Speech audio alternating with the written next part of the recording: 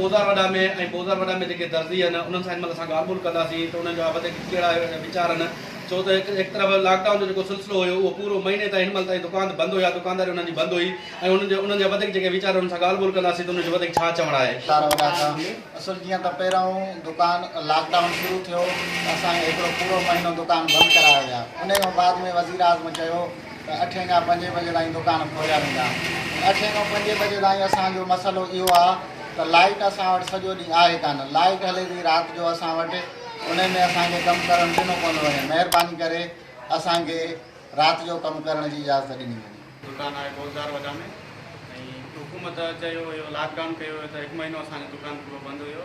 उन खां बाद में असां दुकान खोलिया त वॾो प्रॉब्लम इहो आहे त पहिरियों त लाइट कोन थी हले, ॿियो सुबुह खां वठी 8 खां शाम जो 5 बजे ताईं।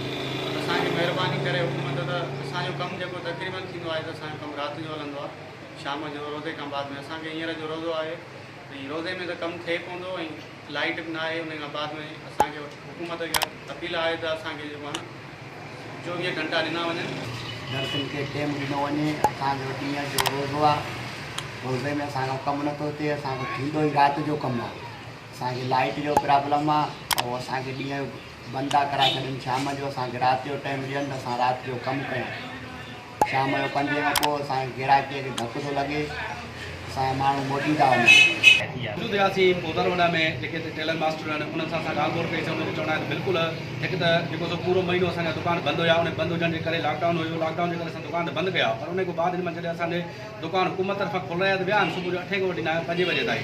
बहरहाल हिन महिल असां सख़्तु परेशानी इन में बि आहियूं जेके त बिजली जी टाइमिंग तमामु घणी ख़राबु आहे। इन टाइम में असांखे बिजली दुकान थी हले। उन खां पोइ रमज़ान शरीफ़ जे करे रोज़ा बि रखूं पिया ऐं उन खां अलावा जेको असांखे शाम जे 5 बजे ताईं गिराक बि अहिड़ा ख़ासि कोन पिया अचनि, छो त रमज़ान शरीफ़ आहे।